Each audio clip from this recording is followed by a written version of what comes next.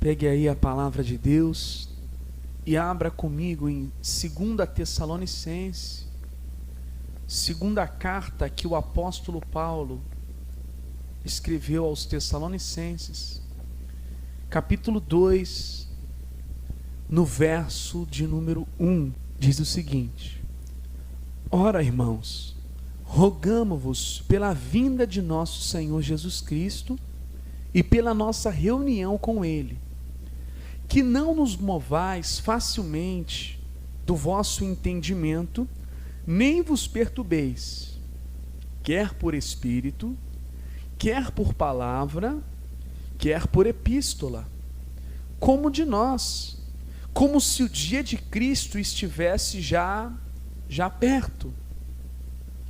Ninguém de maneira alguma vos engane, porque não será assim como?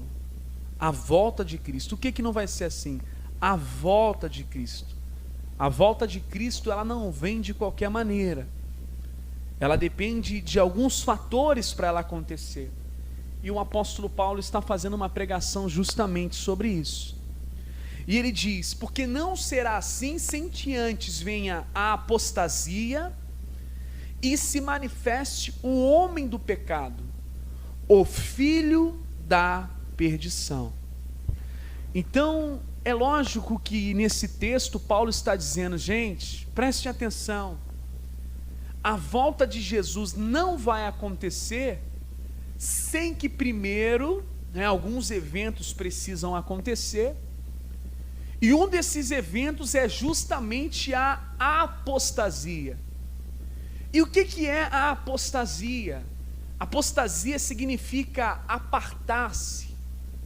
Podemos dizer também, de forma sinônima, que é a decaída, que é o abandono. A apostasia também está ligada a uma grande rebelião e também afastar-se daquilo na qual está ligado. O que Cristo Jesus está querendo dizer é que antes da volta de Jesus, o que o apóstolo Paulo quer dizer é que antes da volta de Jesus vai acontecer esse afastamento, esse abandono. As pessoas se rebelarão cada dia mais contra Deus. E é claro que ao falar da vinda de Cristo, ele está falando de algo global. Não é um afastamento somente de uma nação, somente de um país aqui e acolá. Vai ser um afastamento, vai ser uma rebelião global. Por isso nós vamos falar hoje sobre a apostasia global. O mundo todo, esse afastamento da verdade, da palavra de Deus, vai acontecer de forma global. E conforme mais e mais o tempo vai passando, mais as igrejas, mais pessoas vão se abandonando, deixando de fato a palavra de Deus, vão de fato decaindo da mensagem e vão abraçando as coisas do maligno. Então, a apostasia, ela é uma preparação para o homem do pecado, para o iníquo. Porque para o iníquo governar esse mundo, o mundo precisa de verdade estar totalmente longe e afastado de Deus. Isso vai acontecer em escala global. E você que já tem aí um bom tempo de caminhada cristã, você consegue perceber essa escalada de abandono do verdadeiro evangelho, da verdadeira fé, e a cada dia mais o mundo entrando no seio da igreja. Ou seja, há um abandono, há um esfriamento também que nós vemos, há um apartamento da palavra e da verdade e da justiça. Você que tem um tempo já de evangelho, uns tempos para cá, talvez no início da sua conversão, qual é a percepção que você tem? A cada dia mais as pessoas estão se apartando da palavra de Deus. A percepção que tem é: a iniquidade a cada dia ela tem se multiplicado. Coisas que antes a igreja tanto defendia como pecado, como algo que é errado e que desagrada a Deus, hoje está sendo chancelado por muitos como se fosse algo natural. O que antes era pecado dentro da palavra de Deus, está sendo hoje relativizado. Não, veja bem, não é desse jeito, não é dessa forma. E quando o apóstolo Paulo ele diz isso, ele não está indo contra Jesus, porque Jesus também disse que nos últimos dias o amor de muitos iria se esfriar. E por isso ele diz também lá em Mateus 24:13, aquele que perseverar até o fim será salvo. Então é o nosso dever perseverar e clamar a Deus, chorar na presença de Deus incessantemente, para não se apostatar da fé, para não se apartar do Deus vivo, porque isso vai acontecer, já está acontecendo. Eu me converti há 17 anos atrás. Quanta coisa mudou. Quanta coisa mudou. Quanta coisa mudou. Quantos homens se desviaram da fé, se corromperam com doutrinas malignas. Quantos, por causa do mundo e para agradar o mundo, estão adaptando as coisas desse mundo para dentro do meio da congregação, do corpo ali de Cristo, da reunião, onde as pessoas se juntam para louvar a Deus. E sempre com aquela história que não é para atrair as pessoas para Deus. A única coisa que deve atrair as pessoas para Deus é a palavra. Jesus não usava nenhuma técnica de marketing para atrair as pessoas. Jesus não utilizava nenhum subterfúgio comercial, marqueteiro desse mundo para atrair as pessoas. Ele simplesmente dizia: vinde a mim os cansados e oprimidos e eu vos aliviarei. Ele simplesmente lançava a palavra muitas vezes que era dura até mesmo, e que as pessoas não suportavam. E aí, olha o que diz aqui, voltando, em Timóteo, 2 Timóteo, só passar algumas páginas aí, 2 Timóteo, capítulo 4, no verso de número 1, tem pessoas que ficam desesperadas. Jesus mesmo disse lá em Mateus 24, é necessário que todas estas coisas aconteçam. Tem uma passagem em Coríntios também, 11, que diz que é necessário que haja heresia, dissensões, para que os que são sinceros se manifestem. E aí quando você vê aqui esse texto, esse texto de mais ou menos 2000 anos atrás, mas que é tão real, porque a palavra de Deus nunca fica ultrapassada. Já dizia Billy Graham que a palavra de Deus, ela é mais atual do que o jornal de amanhã. É viva demais essa palavra, gente. E ele diz assim, conjuro-te, pois, diante de Deus e do Senhor Jesus Cristo, que há de julgar os vivos e os mortos, né? Os mortos também ressuscitarão para ser julgados, né? Na sua vinda e no seu. Então, quando Jesus voltar, ele vai vir para julgar. E nem todas as pessoas que ele julgar serão absolvidas. Muitos serão condenados. Ele dirá aos que estiverem aos bodes: apartai-vos de mim, vós que praticais a iniquidade. Não é de qualquer jeito que a pessoa entra no reino de Deus. Essa pregação de juízo, ela está cada dia mais rara. Que é? Isso é sinal de quê? Apostasia. Isso é um sinal evidente de apostasia. Pregação sobre volta de Jesus, sobre o juízo a toda a impiedade. Se já não tem mais essa pregação, se ela está rara, se é aqui ou acolá, é uma clara evidência de apostasia. E aí você vê aqui no versículo 2: pregues a palavra, instes a tempo e a fora de tempo, redarguas, repreendas, exortes com toda longanimidade e o quê? Doutrina. Que doutrina é essa? Doutrina que vem de Cristo, doutrina que vem também de Cristo e dos apóstolos de Cristo, que foram ordenados pelo próprio Cristo. Não é muitas vezes esses apóstolos que se intitulam, nunca tiveram uma experiência real com Jesus, nunca foram ordenados pessoalmente por Jesus, mas estão por aí se intitulando apóstolos. Olha, porque virá tempo em que não sofrerão a sã doutrina, não sofrerão a sã doutrina, mas tendo comichão nos ouvidos, amontoarão para si doutores conforme as suas próprias concupiscências. Eles não vão sofrer a sã doutrina, só que ao mesmo tempo também eles vão querer continuar dizendo ser de Deus. Porque você repara no texto que eles vão amontoar doutores para si, ou seja, eles ainda continuarão querendo ter o título da igreja.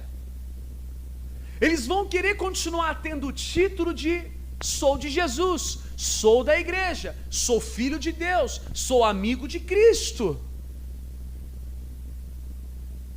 Não sofrerão. Você vê que a palavra também ela é sofrer. E quando fala de sofrer, é um sofrimento muitas vezes que traz um peso de glória incrível. Por isso que Paulo dizia, as aflições do tempo presente, nada se compara com a glória de Deus que há de vir. É sofrer, é receber mesmo a palavra.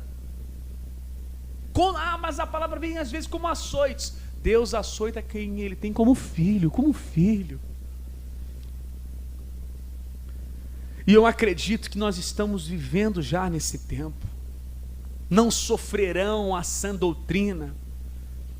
Muitos vão continuar professando ser de Cristo, vão continuar frequentando igrejas, eles tentarão mostrar que eles servem a Deus, falarão muito de Deus para lá, Deus para cá, que oraram, que fizeram isso, mas eles não aceitarão os ensinamentos fundamentais da palavra de Deus. Não aceitarão ser confrontados com a palavra.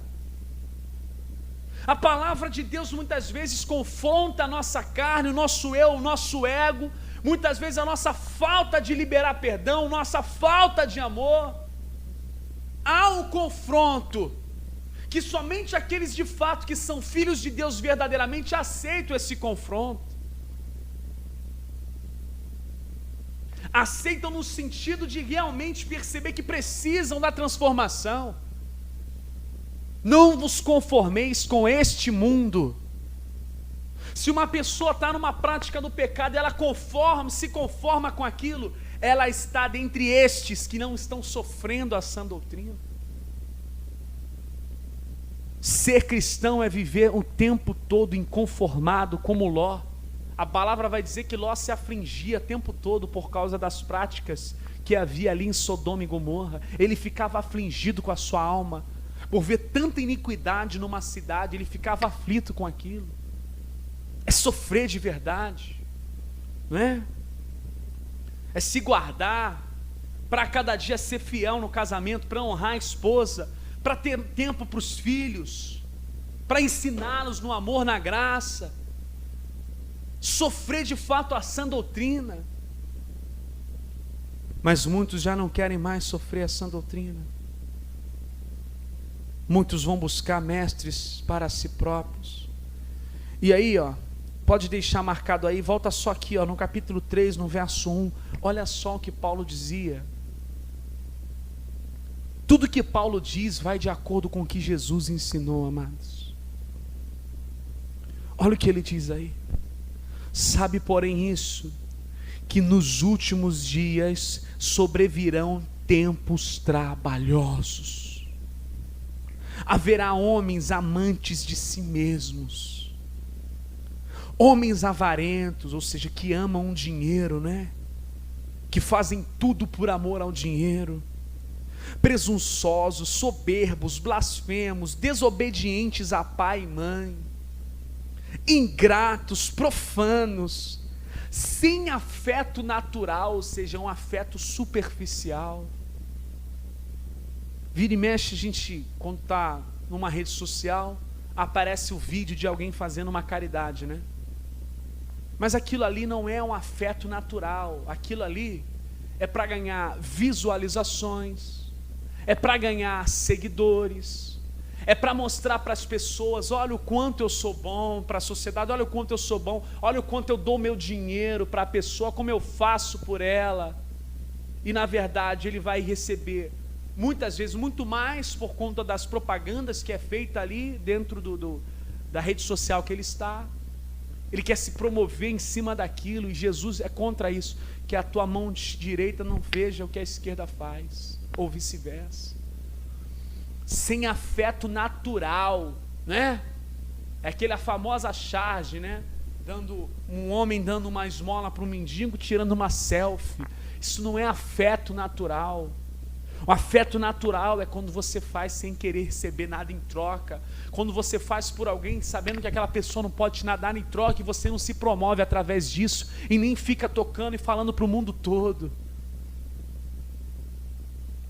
E a rede social, ela te ajuda muito a isso, a manifestar essa falta de afeto, muitas vezes natural. Irreconciliáveis, caluniadores, incontinentes, cruel, sem amor para com os bons. O mal é chamado de bom, o bom é chamado de mal, como diz o livro de Isaías. Traidores, obstinados, orgulhosos, mais amigos dos prazeres do que amigos de Deus. Mais amigo dos prazeres do que amigos de Deus.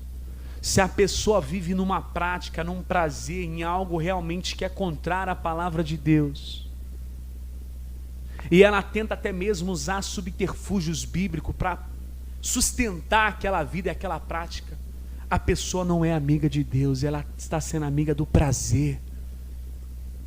Prazer não chancelado pela palavra, prazer fora da vontade de Deus, só tem um caminho, caminho de perdição e fogo. Olha aí, ó.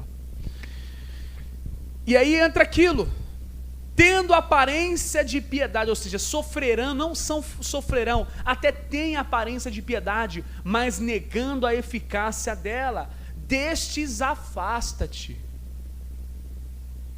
Paulo fala, se uma pessoa se diz que é de Deus, mas não quer viver em obediência à palavra de Deus, toma cuidado, se afasta.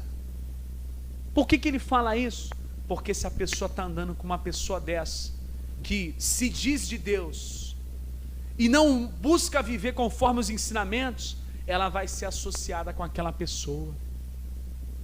Ela vai ser associada como se ela estivesse concordando com aquela prática. Por isso que houve aí uma grande polêmica nessa semana, né, sobre a cantora Bruna Carla, que relatou lá uma conversa que ela teve com um amigo dela lá, que é gay e tal, e esse amigo convidou ela, né, segundo ela, né, ele dizia, você cantaria no meu casamento se eu te chamasse? E ela disse, não tem como, né? Não tem como, isso aí não tem como ser feito. Se eu fizer isso, eu vou ter que renunciar e negar a palavra de Deus. E isso é uma grande realidade. Ela não está sendo amigo do mundo, ela não quer ser amiga do mundo, quer ser amiga de Deus. Mas se é uma outra pessoa que só quer ser amiga dos deleites dessa terra, desse mundo, diz assim, tá bom, não tem problema nenhum, né? Vamos lá, vamos cantar um louvor, né? Chancelando aquilo que Deus não se agrada. Ou seja, amados, destes, pois, afasta-te. Desses quem? Que se dizem ser, tem aparência de piedade, mas não quer viver conforme a palavra. Destes, pois, afasta-te. Porque o cristão também foi chamado a esse mundo para ser separado. Não é para abandonar a pessoa, mas é para que a pessoa tenha também uma reflexão. e que saber que existem valores que são inegociáveis dentro da palavra, amados. Agora, se já sabe que a menina é cristã, serva de Deus, se já sabe que a palavra de Deus condena esse tal tipo de prática, para que chamar a pessoa para cantar? Porque muitas vezes quer confrontar, né? Quer realmente a polêmica. Mas nós somos chamados para ser amigos de Deus e não amigos dos deleites. Paulo disse lá em Gálatas, se eu estivesse pregando para agradar homens, não seria eu servo de Cristo. Paulo era mais amigo de Deus do que amigo dos homens. Por isso que Jesus disse: aquele que amar qualquer outra pessoa acima de mim, não é digno de mim, né? O nosso amor por Cristo está acima de qualquer coisa, amados. E aí lá em Romanos 1 diz o seguinte: eu não me envergonho do Evangelho. Não se envergonhe do Evangelho. Eu sempre gosto de usar esse exemplo de uma pessoa que torce para um time de futebol. Ela não está nem aí para quem é contra o time dela. Ela é tão eufórica pelo time dela, não importa se o time dela está jogando mal ou está jogando bem. Muitos continuam ali torcendo para aquele mesmo time. Não importa, o camarada é Vasco, está lá na segunda divisão, ele está lá, é meu Vasco, é meu Vascão. Se você for falar alguma coisa, não, é o meu Vasco. A pessoa idolatra muitas vezes aquele time, tem orgulho, não se envergonha daquele time. Ele pode estar na pior situação, ela não se envergonha do seu time. Mas muitas vezes a pessoa tem vergonha até de dizer que é cristão. E hoje em dia está um negócio assim, ó, eu sou cristão, mas eu não sou religioso, tá? E hoje em dia, se você for reparar, esse termo de dizer que não é religioso, muitas vezes, é um termo para dizer que segue um evangelho mais light. Se você for perceber, é assim que está funcionando, tá? Não, eu sou cristão, mas eu não sou religioso. Tipo, é como se ele estivesse querendo dizer: eu não sou chato não, tá? Tá? Eu não sou religioso, eu não sou chato não, tá bom? Pode ficar tranquilo que eu não vou pregar para você, ó. Vive a tua vida aí, não vou pregar, ó, não sou religioso. Muitas vezes é por isso, né? Que a pessoa hoje em dia está: eu não sou religioso. Religião não salva, quem salva é Cristo. Eu sou religioso. Eu sou religioso mesmo. Por quê? Porque Cristo me religou ao Pai. Eu estava desligado, eu estava totalmente desamparado, morto nas ofensas, nos pecados. Jesus Cristo me ressuscitou e através da sua cruz me fez uma ponte de volta para o Pai, me levou de volta para o Éden, para o caminho de paraíso. Religar, a palavra religião é religar. Esquece as outras religiões, foca na única religião cujo seu líder morreu, ressuscitou dentre os mortos, e a única religião na qual seu líder dividiu a história da humanidade em antes e depois de Cristo. Ele me religou. Então como é que eu vou dizer que eu não sou religioso? Sou religioso. Tenho religião? Tenho. Chama-se Jesus Cristo. A minha religação é Jesus Cristo. Tem gente que tem a religação aí de Buda, que diz que é o Buda, que é o que religa. Outros querem se religar através de Allan Kardec. Outros querem se religar através de Maomé, do orixá, e por aí vai.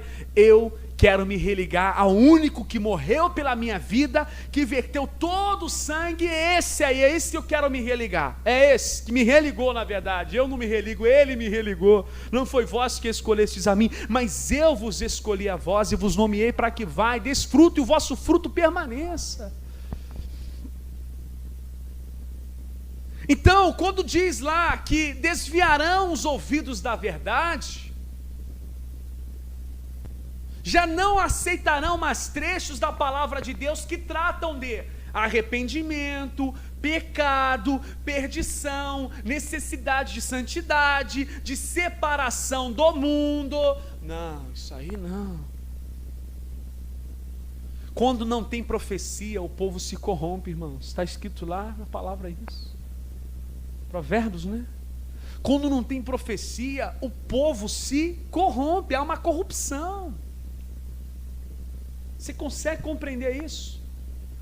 E a profecia bíblica que fala de arrependimento, pecado, perdição, necessidade de santidade, separação deste mundo, uma vez que esse tipo de mensagem deixa de ser pregado, a iniquidade vai aumentando. Jesus, já sabendo disso, já disse, ó, os últimos dias a iniquidade vai se multiplicar. Já sabia disso, amados. Porque quando falta a verdadeira pregação, vai ser intensificado mais o quê? A iniquidade. Por isso que vai se multiplicando também mais o quê? Mais falsos profetas. Porque se você não tem pessoas ligadas com Deus para denunciá-los, eles vão então se multiplicando a cada dia mais. Por isso que nos últimos dias o número de falsos profetas vai aumentar, como Jesus disse. Tudo que Jesus fala é verdadeiro. Lembre-se disso. A pregação sobre arrependimento, pecado, perdição, necessidade de santidade, de separação desse mundo.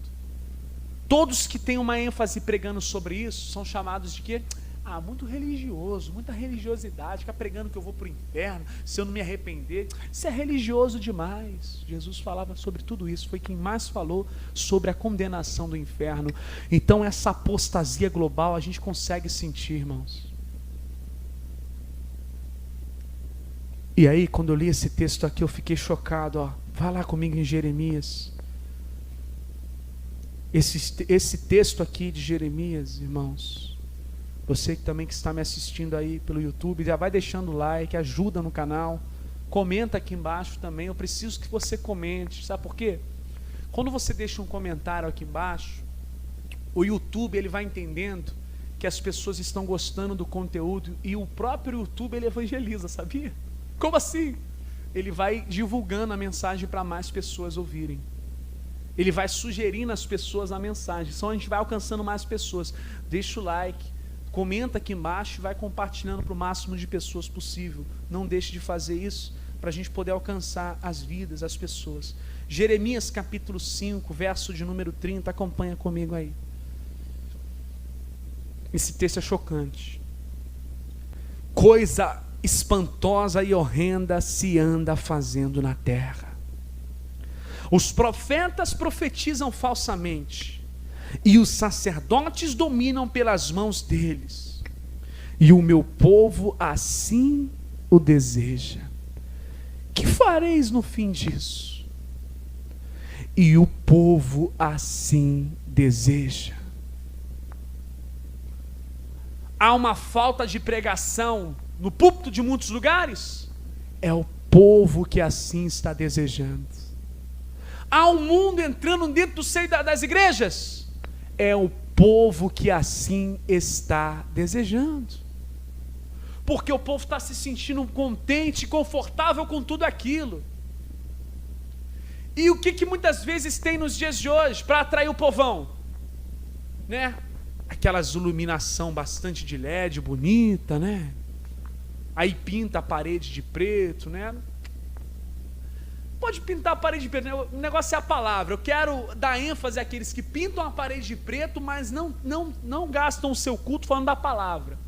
Porque realmente, pintou de preto não tem problema, o negócio é a palavra, é o conteúdo.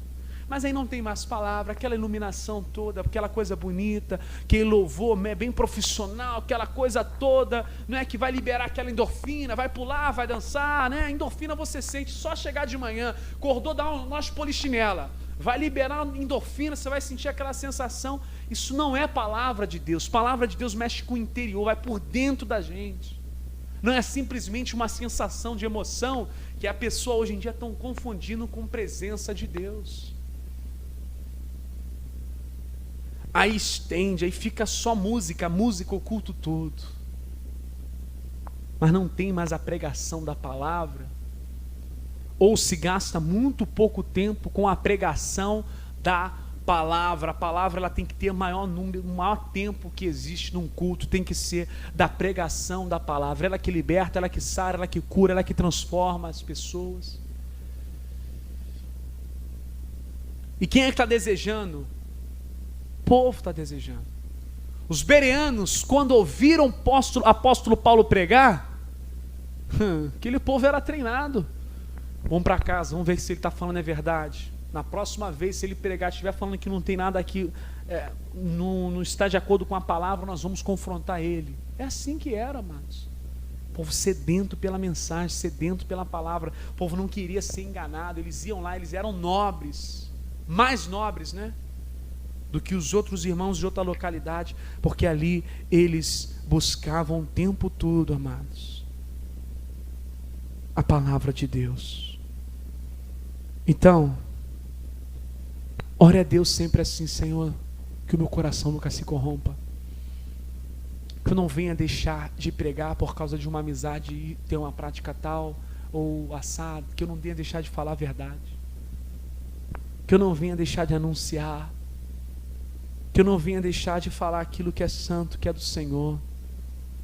João capítulo 15, verso de número 13. Eu quero terminar aqui nessa passagem de João 15. Apostasia global é um grande indicativo que o anticristo vai voltar. Que é isso, pastor? Mas e Jesus Cristo? O Jesus veio depois do anticristo, irmão. Tem muita gente esperando a volta de Jesus, mas você pode ter certeza, primeiro vem o anticristo. E essa história que a igreja vai ser arrebatada na terra quando o anticristo chegar, isso não é bíblico não, irmão. Essa doutrina veio do século XIX para cá. Os irmãos antigos, ninguém acreditava nesse negócio. Primeiro vem a apostasia, segundo vai vir o anticristo, e depois vem o Cristo. Por isso que Jesus falou que o joio e o trigo eles vão crescer junto até o final dos tempos. Depois vai vir a grande colheita, meu irmão. Então você fica tranquilo, a apostasia ela serve justamente para separar joio de trigo, né? O anticristo, quando ele vai vir também, está lá no mesmo texto que a gente abriu, lá em Tessalonicenses, 2 Tessalonicenses, diz que ele vai vir para os que perecem.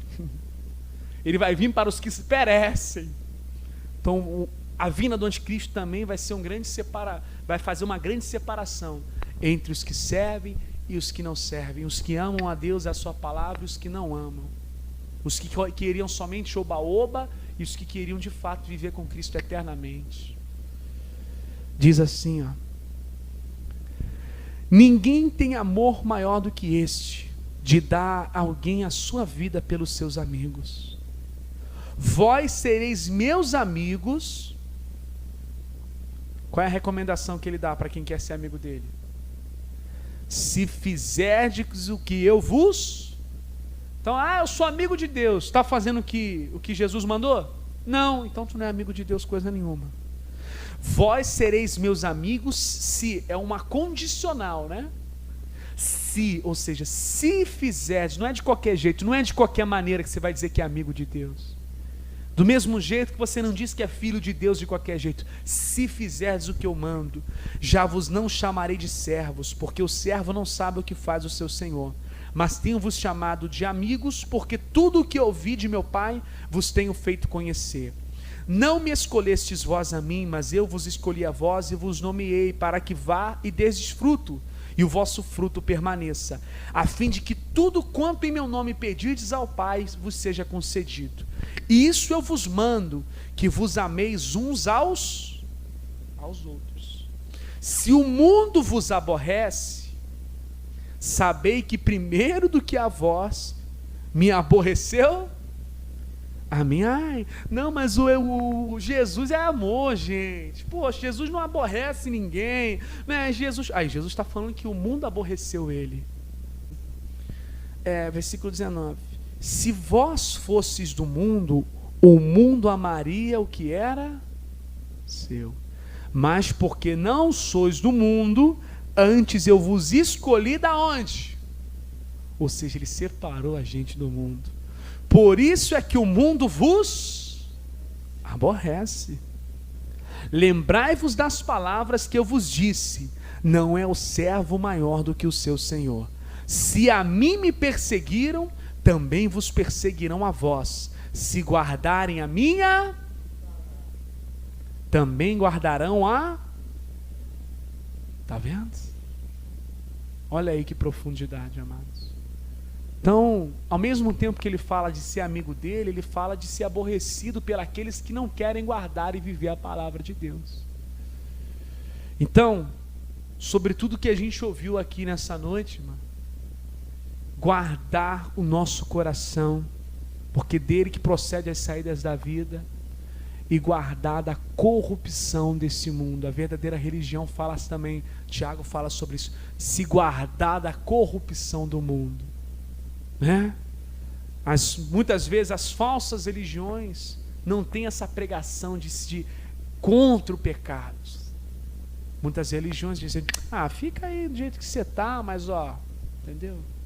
Pode fazer mal ao teu corpo, só não pode fazer mal para as pessoas, seja bonzinho, né?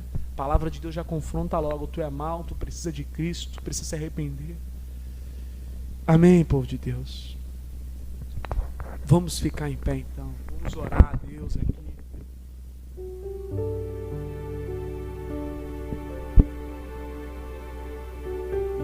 Isso é profundo demais. Chegar esse tempo que não vão sofrer mais as doutrinas. Os escândalos vão a cada dia mais, meu irmão, se intensificar. Igrejas sérias vão a cada dia mais ficar vazias. Vão a cada dia mais ficar vazias.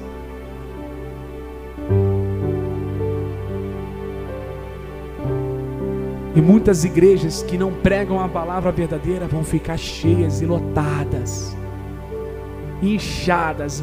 Muita gente vai seguir as dissoluções. Jesus disse que muitos entram pela porta larga, mas poucos entram pela porta estreita. Oh, meu irmão, graças a Deus por Jesus Cristo.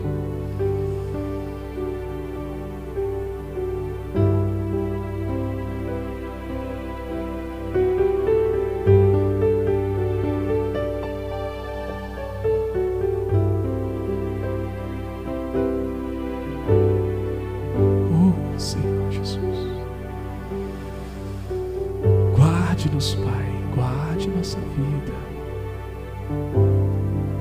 para que venhamos viver de acordo com a Sua palavra.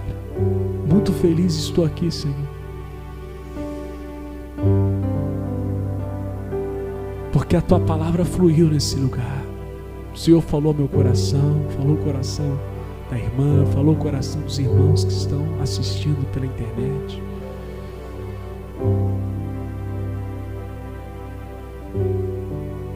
Obrigado por tudo, meu Deus. Por isso que Paulo disse para Timóteo, pregue a palavra como um verdadeiro evangelista, Timóteo. Sabe o que eu me lembro? Arão, quando Moisés estava no monte já há tantos dias, e o povo achando que Moisés tinha morrido, o povo desejando viver na impiedade, pressionou Arão. Vamos levantar aqui um bezerro de ouro para nos levar de volta para o Egito, Arão. O povo queria um líder assim, para satisfazer os seus desejos, suas vontades carnais. O povo queria, o povo clamou para Arão: Arão, vamos levantar aqui um bezerro de ouro, vamos fazer aqui uma festa aqui, vai ficar bonito, ele vai nos levar de volta para o Egito.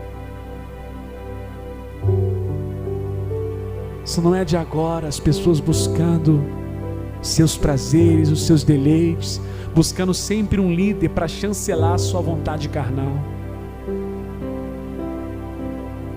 Arão, ele foi fraco naquele momento, e a voz do povo ali prevaleceu. Ele foi fraco, ele não foi firme na liderança. E o povo viveu no pecado e na iniquidade. Fizeram festa da carne, amados. As pessoas estão assim hoje. Eu quero um líder que permita eu fazer tudo o que eu quero. Eu quero uma serpente que diga para mim: coma desse fruto. Eu quero uma serpente que diga aos meus ouvidos. Eu quero alguém, como aquela serpente no Éden, que diga para mim a minha carne, para agradar a minha carne, para agradar o meu eu. Que diga para mim, olha, você vai ser como Deus. Olha, pode ficar à vontade.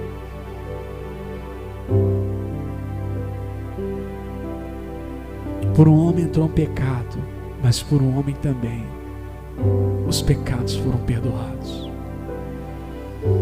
Jesus, estamos contigo até o fim. Carrega-nos debaixo das tuas asas, Senhor,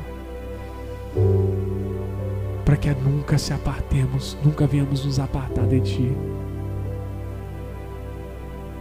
Obrigado, Jesus.